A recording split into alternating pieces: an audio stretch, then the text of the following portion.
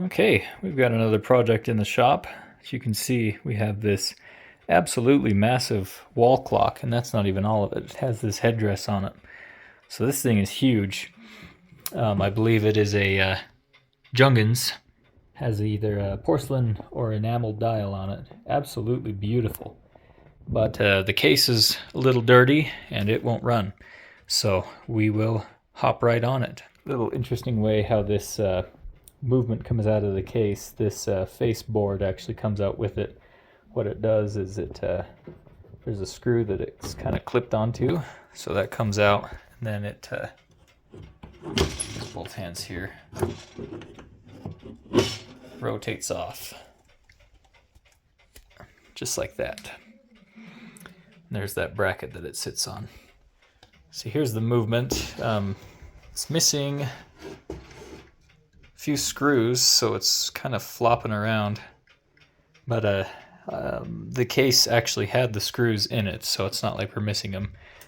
And so we'll get to working on this. It looks like it's seen better days. It's a little worn.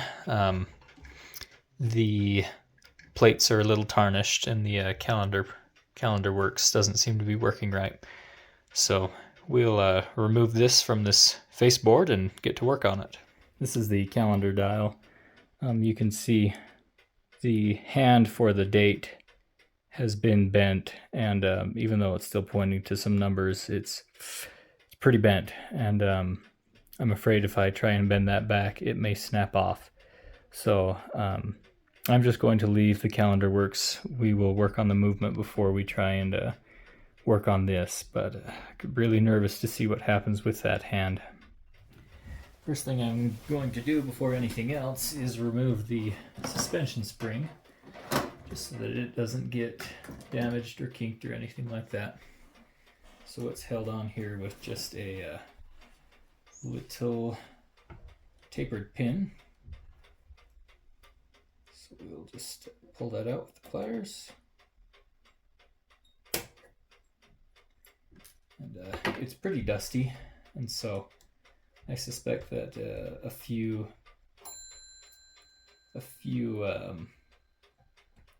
bushings will need to be put in.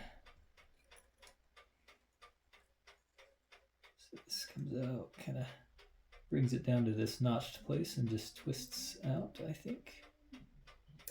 There it comes. This is I believe a German movement, and has the same kind of design as American ones that I'm used to working on, but just a little bit nicer. The plates are thicker, the wheels are thicker, a little bit more hardier. So now, with the suspension spring off, I'm going to take the hands off, and they're held in with a little, it's not really a pin on this one, that's usually a pin, but looks like it's a little bit of wire that somebody has twisted into an S. It's pretty standard. I'll probably replace it with a actual pin. I like working with pins more as opposed to those little bits of wire. They just, I just think that they're nicer.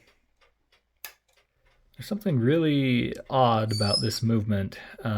These plates that hold it onto the that face board, they look a little rough, almost homemade. And if we look on the bottom posts, there's some screw holes. There's a tapped hole there. Usually that means that the movement was sitting on a seat board, and then there were some bolts that ran up through the seat board and bolted it down. Just really interesting. This movement may have been out of a different clock initially, or from the factory, and then someone installed it into this case. I think that's the only thing that looks a little homemade. This is a little odd too. There's these riveted to the posts. There's these little plates of steel that appear to be cut off, and just really interesting. It makes me think that this was not the original case that this movement came out of, or at least not the one that it was intended for. Maybe somebody took it, built a case, and just installed whatever movement they could get their hands on. But anyway, just something I thought interesting. Now, what we'll do first is we'll let down these mainsprings, so we will release the click. This one's nice and easy since the click is just right here. So we'll use our let down chucks to let down the mainsprings. Okay, I'm gonna let these mainsprings down. I'll just move the click out of the way with my hand. And these mainsprings feel really dirty. You can hear them slipping. There's that one. Now this one. So like I was saying, this something just feels a little odd about this movement. Just doesn't feel, I don't know, call it a spider sense, but it just feels kind of odd. Like these plates are just loose, even with the nuts on them. Like I don't think that they're... We've run into an interesting problem. I've got the plates apart and all the other pieces off, but the main wheels are in here and the posts are too long to just pull out because the center wheel is practically riveted on there by the cannon pinion. I don't think that's the proper term for it, but either way, these refuse to come out. I know on some newer clocks, like the manufacturer, I forget the name, but once you've pulled off the ratchet wheels, you can just pull these the winding posts out, and then that way you can just slide everything out, but it just doesn't seem to be that way. So I'm going to just try and see what I can do to get these great wheels out. Oh, this is what I ended up having to do. Disassembling the clutch, taking the spring off, the pin out, and then these just slide off. Oh, I've never seen a design like that where the main wheels were just unable to come out unless you take that wheel off. Kind of an interesting design, but you can see that's how it goes on there, and then this spring sits here, and then you've got your tapered pin through there. That's how the clutch works. That's how it, you're able to set the time without actually moving the wheels on the inside of the clock. But man, that is just such an odd design. But anyway, with that out, now we can remove the mainsprings from the barrel. To get the mainsprings out of here, first we need to pop this cap off. We'll just go in and lift it off. There we are. Wow, that is a really thick cap. I'm used to the newer ones. They're just a little thinner, but now we'll put this in the mainspring winder and use a mainspring sleeve to pull this out. All right, to get a mainspring out of a barrel like this, it's a little different. It's practically the same, but again, a little different. So what I'm going to do is I'm going to put on a glove, because I'll be holding on to teeth, and we will wind up the spring without getting it all twisted.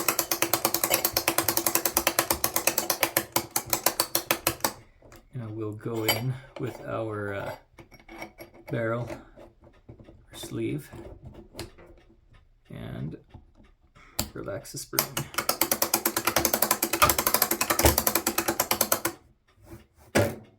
There we are. Now we will be able to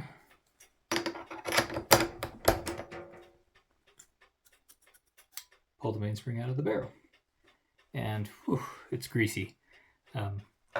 Needs to be cleaned, so we'll go ahead and do that.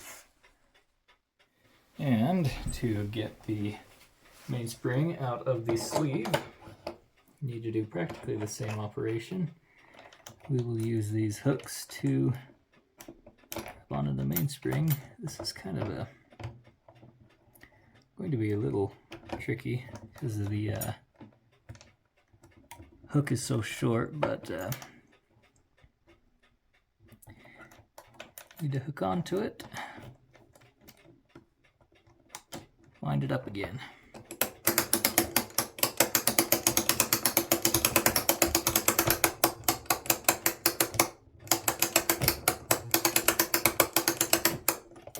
Okay, Now we let it out.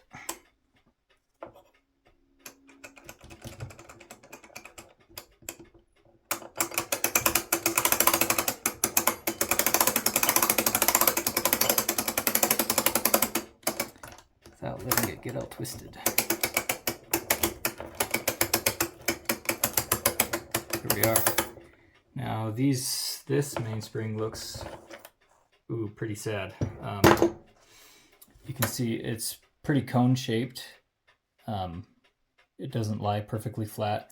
My guess is that somebody took this and repaired it by hand, and when you put the mainspring back in the barrel by hand, you have a high risk of doing that. It's making a cone shape. So that will reduce power. My guess will be that we need to replace these. They look pretty set. They're not as loosely coiled anymore. So we'll probably end up replacing these mainsprings. Here's the strike side, or which one is this? Time side. Here's the time side mainspring, and you can see it's deformed as well. I think part of the reason may be just because it's not as springy as it should be. You can see how easy it is to bend that. And so as I was unwinding it and winding it and it started to twist and coil, it could have done that, and it was enough to bend and actually set the mainspring, which is not good. Mainsprings really should be really springy. They shouldn't bend that easily. So we will end up replacing these anyway. Here's a good example of what can happen if your mainsprings aren't totally flat. You can see this ring worn into this barrel cap. This is on the strike side. As the mainspring winds and unwinds, if it doesn't lie flat, it'll dig into either the top or bottom of the barrel and wear this groove into it. And so that's why we'll be replacing the mainsprings in this clock. Okay, clock's out of the ultrasonic, and I've gone ahead and polished all the pivots and checked for wear. And pretty much all of the pivot holes will have to be rebushed. They're all just really bad. The main wheel bushings actually aren't too bad, so I probably won't have to worry about those. But the barrels are, and so what I need to do is knock out these old bushings in the barrels and make new ones on the lathe. And I'll try to recreate that curve. Probably won't be able to. And then for the barrel cap, it's the same as bushing a clock plate. You find true center and then ream it out and install a new bushing, and then broach it out to the right size. But this clock will need a lot of work. Yeah, all those bushings redone, and just needs a lot of work. The pivot holes for the crutch will also need to be redone, so I've taken it off here. And on the other side of the plate, it has this really weird little disc. I think it's threaded. It's tapped, and so you can twist it and rotate it, and I guess that's how you can regulate the depth of the verge on the escapement wheel. But really weird. I've never seen anything like that. I don't really want to try messing with it, so I'm just going to rebush that hole just where it is. And taking the suspension post off, it's also adjustable. You can see those holes are oblong, so they kind of moves up and down. And so when I put it back together, I need to make sure that the depth is correct, or else some issues could happen. Here's a closer look at the rear plate with these bushings that have been done. I've already knocked one out. They are worn out, so we will need to replace them. The best we can hope for is that those holes were true center. If not, there's not a whole lot we can do because of the bushings. They're just so small, and the bushings that I'm going to put in are so small. So we'll ream them out to proper size and put the new bushings in. I've got the front plate all rebushed. All the pivots have been rebushed. And one thing I ran into a lot on almost every bushing was end shake problems. There was no end shake. And end shake is the ability of the wheel to move inside the plates, in between the plates. And there just was not any on any of these wheels. And the plates are relatively straight. I straightened them out a little bit, and there were still lots of problems with end shake.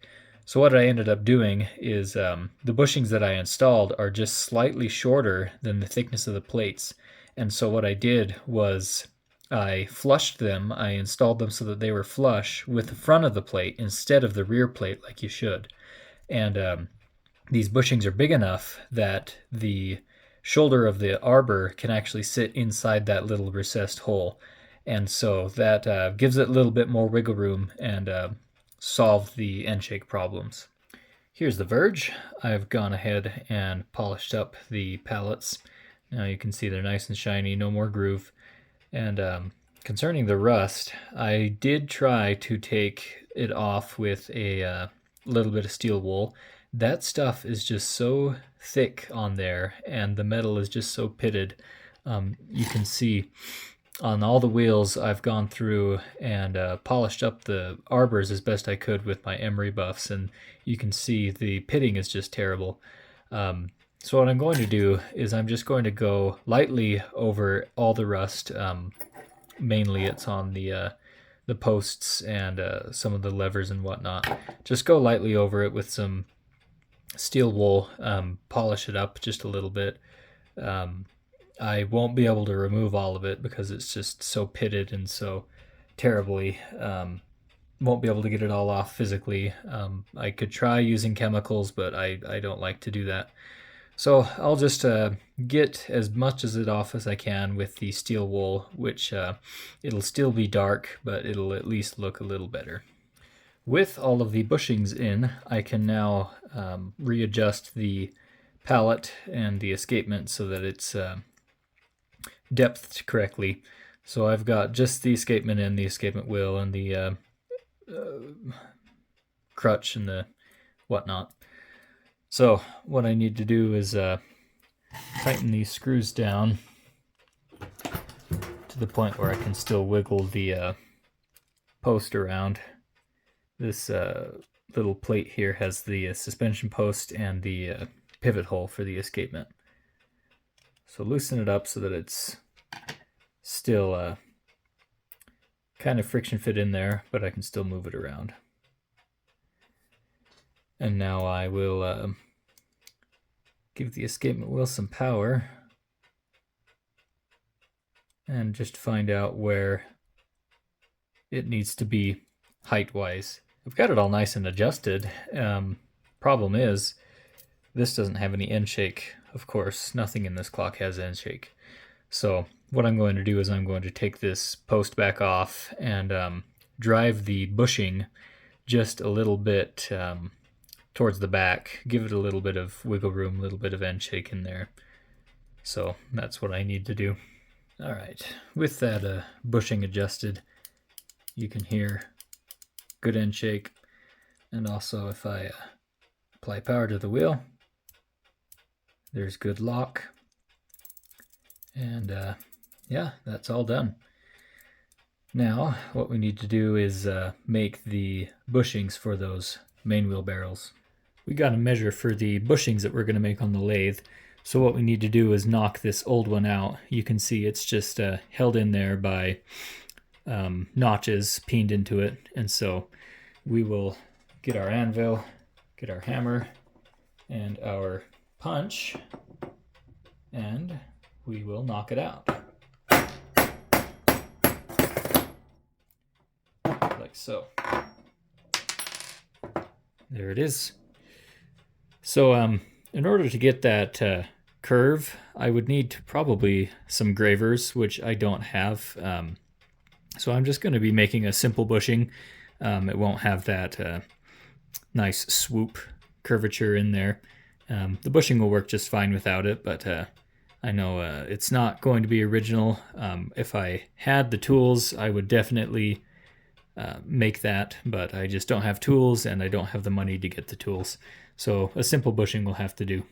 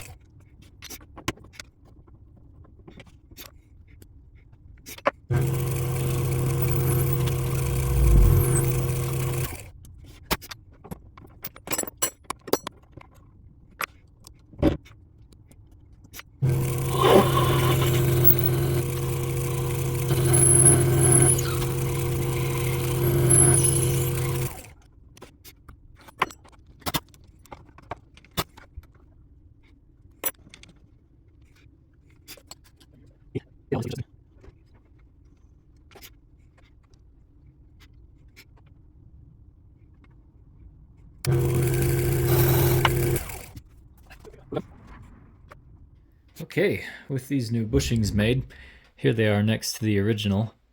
You can see that they aren't exactly alike. The originals have that little bit of detailing in them. It's not critical for the functionality of the clock, but it is not original. Again, if I had the tools and money, then I definitely would make them original, but I just work with what I have. So now what we need to do is peen these in place into the barrel. The original ones were peened in 4 different spots with some sort of pressing or hammering tool. But what we can do is just peen all of the edges. So we'll just go ahead and do that.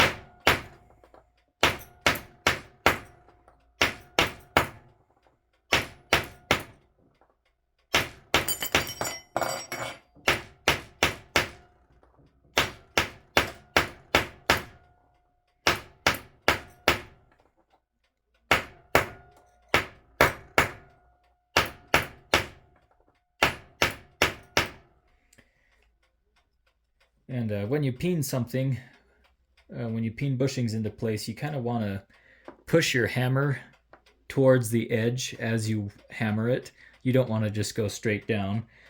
That way, if you are hammering at a kind of an angle, then it'll push the brass over the edge and actually pin it into place. So we'll just keep going on this.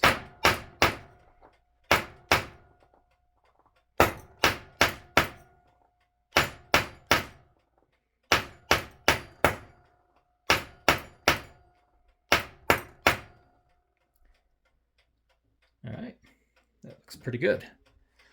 Now, all we need to do is broach it out to the proper size.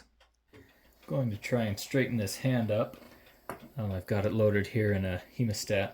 I'm going to try heating it up to avoid, try and lower the risk of that snapping.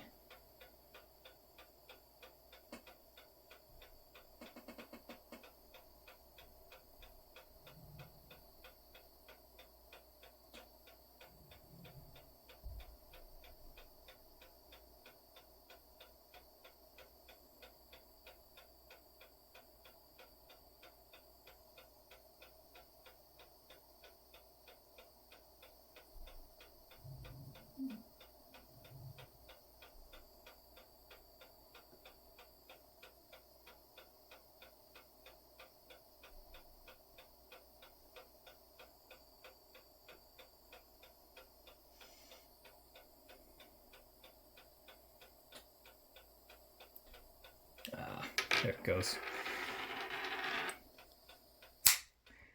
Yeah, wasn't able to get that back to where it was without it breaking. So what we need to do is just take this and use it as a template to make a new one. While we were in the garage making the bushings, I also made these two pieces. These will be our hand eventually. So there's the sheet brass that I'll cut the hand out of, and then the shank where the hand will actually sit and rest in the clock. And so what I need to do is I need to cut a notch out of this piece here.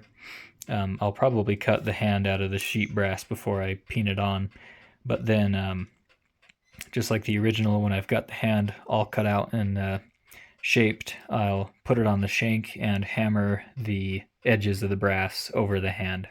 All right, we've got our rough layout of the new hand, and so now we will cut this out with a jeweler's saw.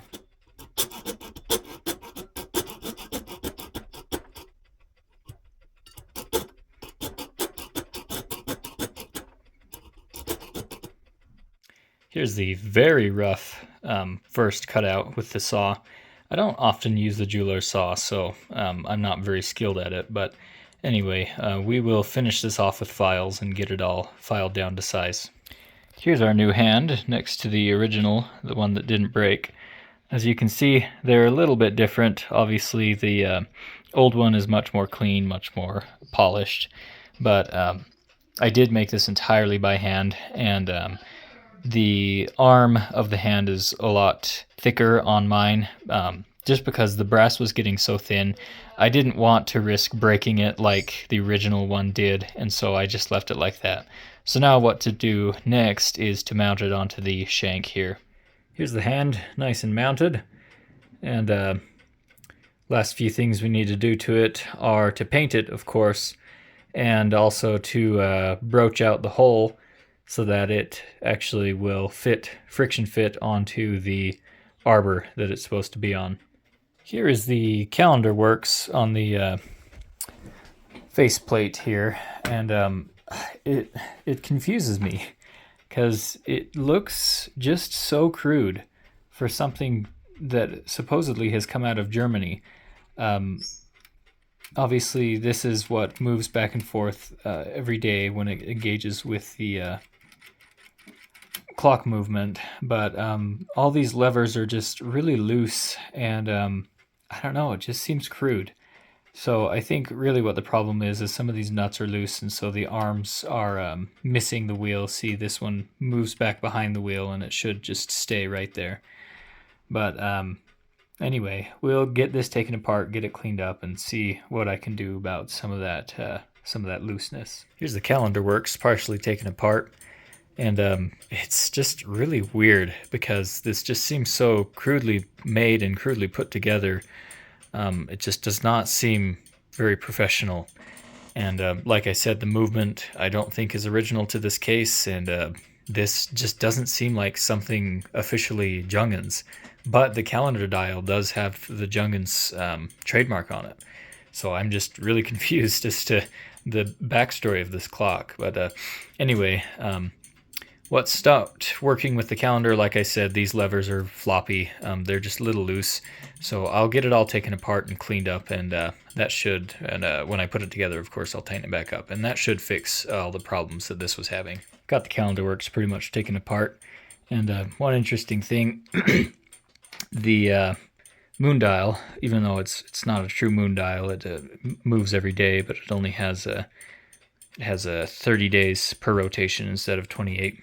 But anyway, the arbor that it sits on is pretty much just stuck on there, and when I tried to pry it off, instead the wheel came off, and it looks like somebody tried to solder it on at one point, but obviously that failed, and so pulled off the dial anyway, just to protect it from cleaning. You can see it's enamel, so we'll tuck that safely away as we clean the brass.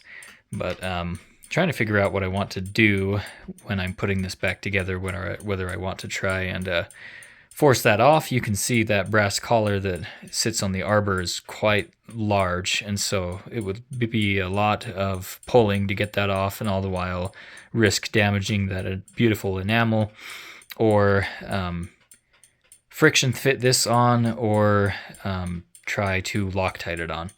So I'll think about that, but in the meantime, what we can do is we can clean up and polish up all these brass parts. After cleaning up the calendar wheel a little, or the calendar works a little bit, I finally got it all back together and working properly. As I said before, it's just very crudely made, not very professional, and so it was just a pain in the butt to put back together and try and get all these levers tight to where they need to be. You can see there's still just a little bit of wiggle room in there, but it's not enough to actually cause any meshing issues.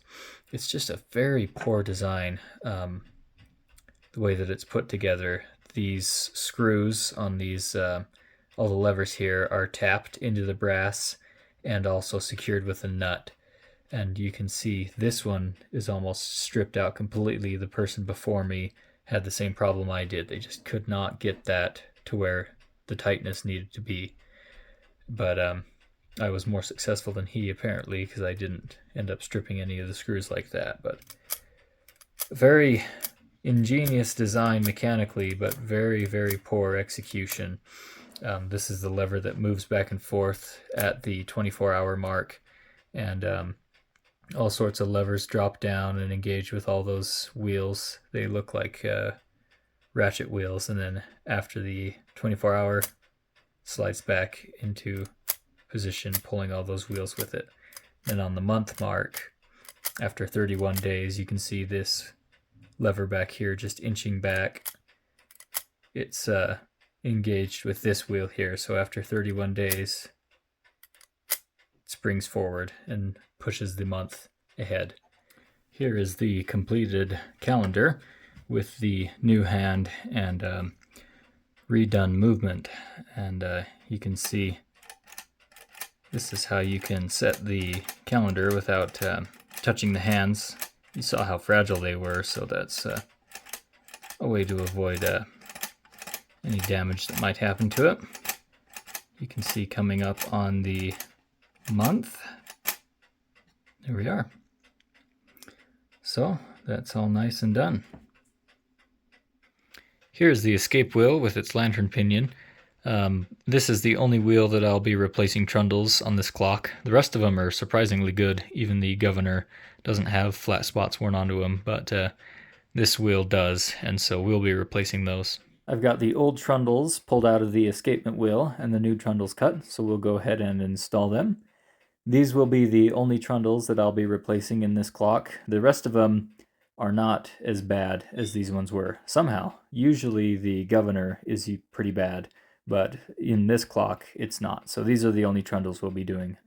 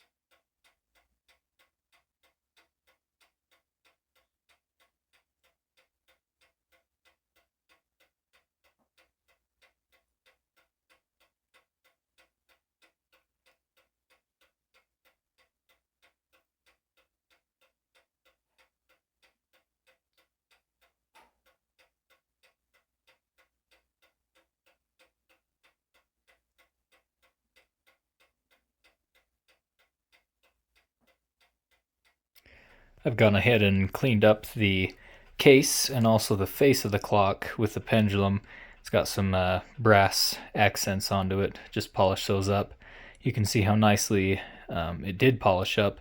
The pendulum rod has some steel in it, and just like the steel in the movement, it has that awful thick rust on it. So I'm not going to worry about it very much. The owner isn't too concerned with how it looks, just that it runs. But polishing the brass is something easy that I can do that makes a big difference. So the case is all nice and cleaned up as well. I've got this piece here glued back on that was broken off. So now all this needs is the movement to come back into it, and it'll be done. We got our mainsprings in. Had to get them shipped in from Europe. These are not standard American sizes, so had to get them brought in. But as you can see, they come already coiled up with a bit of wire. And so what we need to do is cut the wire and load it into the mainspring winder, or else we wouldn't be able to get it into the barrel. So in order to do that, we glove up. Again, when working with mainsprings, they're pretty scary. So we glove up, take the mainspring in our hand, and we cut the wire. Make sure you've got a good grip on the mainspring so it doesn't escape from you. So we cut the wire, or you could untwist it if you don't have any cutters. Okay, now if I were to let go of this, it would just go flying everywhere. So what we do, take a towel. This protects stuff from flying, and then very gently, very slowly, we just open up our hand. And there we go. And you can see how much bigger these mainsprings are, how much looser they are compared to the old ones. You can see how much more coiled they get when they get old. You can finally get around to oiling, lubricating the mainsprings and putting them back in the barrel. It probably took 2 weeks for the tools to come that I needed. What I was waiting for was the broach that would let me cut out, smooth the inside of these new bushings, and it took just forever to come. So anyway, we'll put a little bit of lubricant on the barrel, inside the barrel and barrel cap. And also I decided not to rebush the barrel cap for now. It's not as bad as that rear bushing was, so I'm just not going to worry about it. Wasn't really that bad all to begin with. But now we'll just lube up these mainsprings, get them loaded in. Okay, we've got this ready. We will hook onto mainspring. There it goes. Tighten it up. Something feels wrong.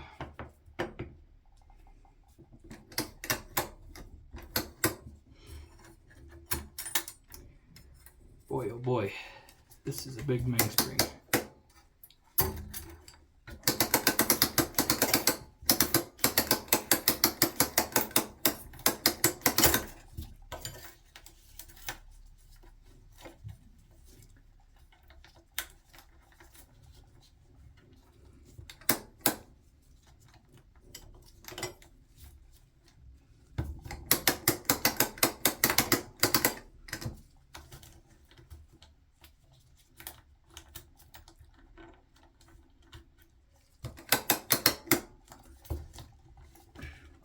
Kind of tricky to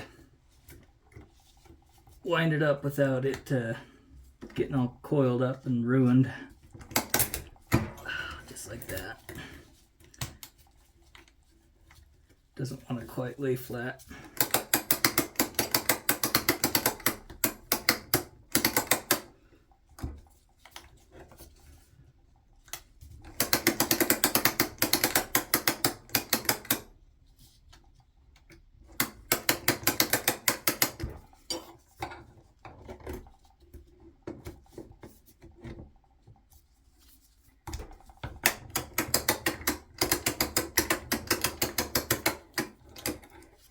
Okay. Always makes me nervous working with the barrel mainsprings. They're pretty finicky, and I could have done that better, but now all we need to do is just put this in.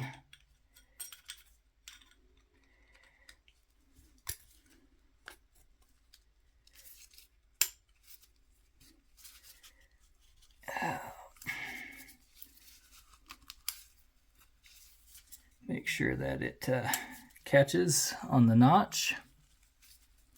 Now it's ready to be loaded back in and let down. I lost my chuck.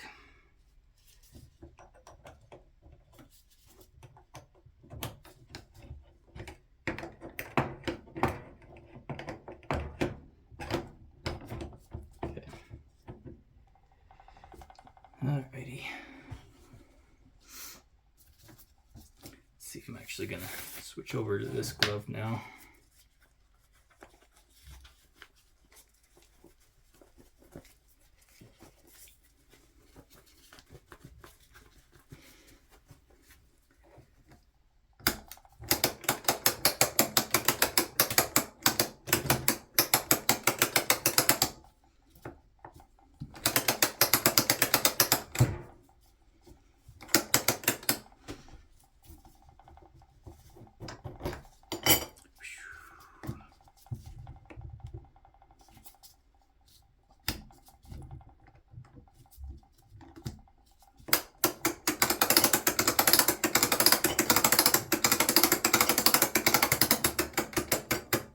Okay. Boy, if that doesn't make you sweat, I don't know what will. Very nerve-wracking working with these barrel mainsprings, but you can see it's nice and coiled up. We will clean up that excess lubrication and put the cap back on it. Here's a friendly reminder for you to oil the inside of your mainspring winder. This is obviously the arbor of the main wheels. It's got a burr on the end of it now. This where that sits when it's loaded into the mainspring winder. It's a cone shape. It's like a cup in there, and so if there's no oil, then if the arbor is soft or steel, then it'll scratch and mar and mess up this pivot. So now I've got to repolish that back up. We're finally ready to reinstall all the wheels and reassemble the movement. First, what I'm going to do is put the main wheels back in and reassemble the clutch. If you remember, it weird design, but it requires the clutch to come apart before you can take the main wheels out. So that's what we ended up having to do. Let's see, I've got that on wrong. This goes like that. Then the spring goes on the back of this wheel. Then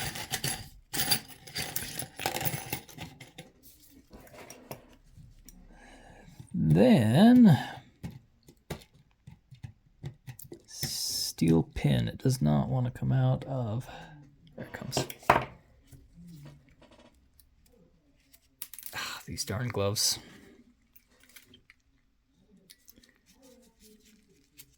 This is really annoying when your glove doesn't fit over your finger. When it extends past your finger, pinches everywhere, gets stuck on stuff. Really annoying. And the only reason I wear gloves while reassembling is to protect that nice shiny brass. The brass degrades quite quickly once it's exposed to your finger oils and whatnot.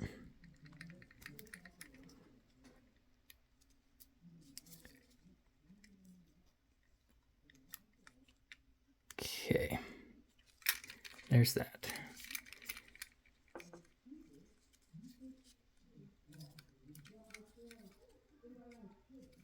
Okay, that's working. Now we will finish the assembly.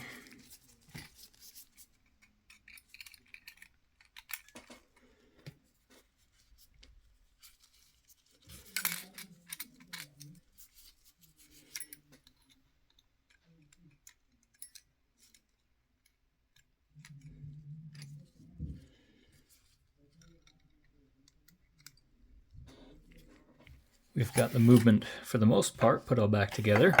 I'm just going to test the strike side real quick, make sure that it's working properly. So we'll give it a little bit of a wind and we'll see how she does.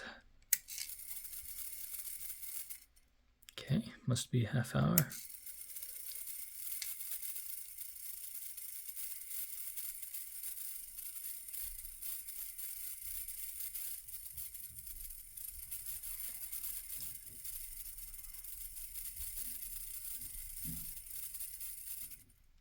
Awesome. I'll double check that warning phase is right.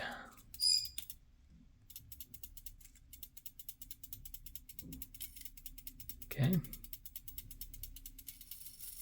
Beautiful. All right. So with that, we'll finish getting all the auxiliary pieces like the suspension spring, calendar works, motion works, all that back on. Also, I'm going to pull this back off so I can oil that pivot hole. But otherwise, it's all working. And as you could see, this crutch starts to go with just a tiny bit of pressure, so it's a good sign. And yeah, we'll get it all put back together and oiled. Got the front plate oiled. Now we'll do the back plate. For the main wheel, I like to do 2 taps just because it's such a big bearing.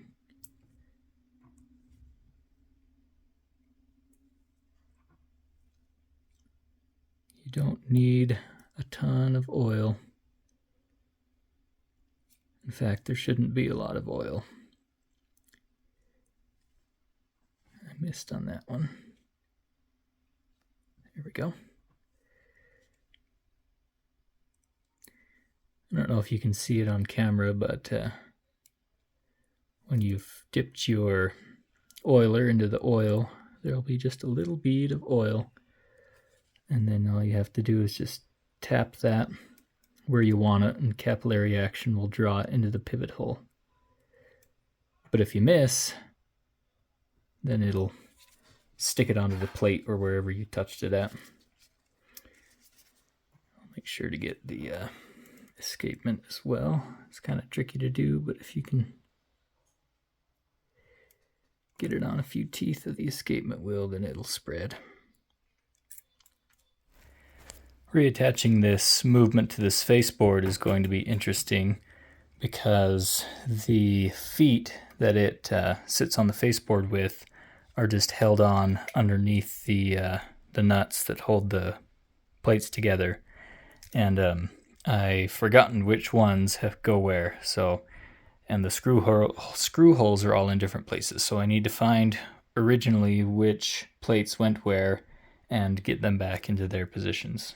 Now that we've got this mounted, we need to test and make sure that the calendar wheel is actually engaging correctly. Now, just from a quick view, that looks like it's pretty close to the edge, so I'm curious to see if it'll actually be able to push the lever as far as it needs to in order to advance the calendar. Here's the moment of truth for the calendar. It's right about to go, so we'll see if it works.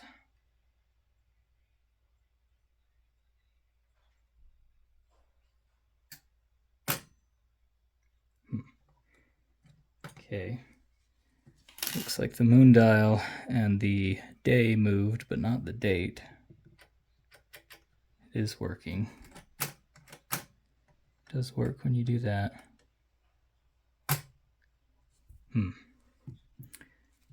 Okay, I think I got it. I think what the problem was I had this little brass bracket here that holds the lever back. I think I had it too far over, so I had it completely flush, and as it was going, the wheel was actually dragging the lever past the point that little rack allows it to, and so it was kind of messing it up, and so I'm pretty sure that was the problem. So we'll test it a few more times, make sure that is actually what it was, and then we'll put it all back together and put it back in the case. Here we go one last time, making sure that the calendar is working properly. Okay, I think that was it. I'm going to be addressing this hand. I think in the past somebody, in order to tighten it, just pounded the heck out of it with a hammer, and it'll go on the post, but won't go far enough to actually put the pin through the wheel, and also won't go when you try to put the hand on in different directions. So, oh, well, I stand corrected. Let's try this other direction. Oops.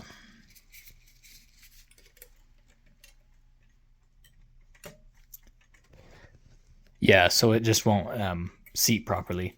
So anyway, I'll take a file and clean out that square hole. You can see it's just pretty gnarly, even on the front side, and then the back side's even worse. But regarding the hands, I said that I was going to re-blue them, but actually upon closer inspection, these look like they are heat blued instead of chemically blued. And that's much harder to replicate, especially with hands of this size, so I'm just not going to touch it. It actually looks quite nice. There's a little bit of actual blue in there, and then of course the black, and a little bit of purple in some places, so I'm just not going to touch the hands. Okay, we've got it back up on the wall, and ready to be adjusted and regulated for time. So we'll just give it a little bit of a wind on the time side. And set the beat right. You can hear it's kind of a tick-tock, tick-tock, tick-tock. Needs to be a nice even tick-tock, tick-tock. And on this one it's easy because there's a clutch, so you just need to slide it into the correct position, but I'll go ahead and do that now. Alright, now you can hear it's nice and even in beat. So now what we need to do is to adjust the chime so that it's on the correct hour, and also the gong hits the hammer hits the gong right.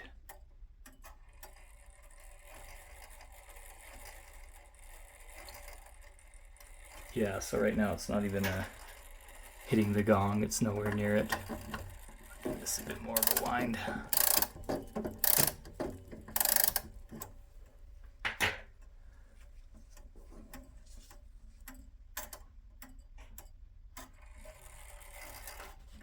Yeah, so all I need to do, carefully open it up, stopping the pendulum, and just bend this wire with the hammer down closer to that gong.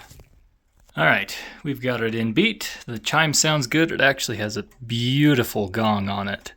Listen to this. I just love that.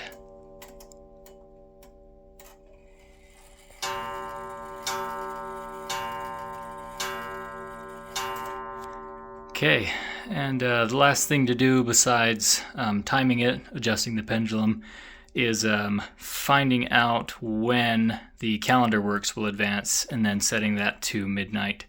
And then this clock will be done. All right, this clock is totally done. This one took me quite a while to do. I was waiting for parts for probably about a month or two. Between the Mainsprings and the other tools that I needed to get from Europe, they just took so long to get here. And it needed a lot of work too. Obviously making the new hand and making all those bushings takes quite a bit of time, but turned out absolutely beautiful.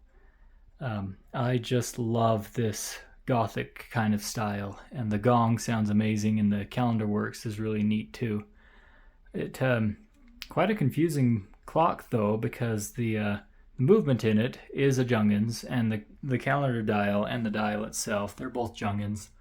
They have that trademark, which also dates this pre-1900. But anyway, so the dial is official Junghans, but the calendar works I don't think is, just because it's very poorly made, very low quality. The tolerances are they just need to be exactly right, and it's just such a pain. And so I don't think that it's official Junghans, but the dial is, so I just don't know. But anyway, this is just absolutely stunning, very, very large. We will let it run for about 8 days or so, about as long as it's supposed to. The mainsprings I put in are about 6 inches shorter than the originals.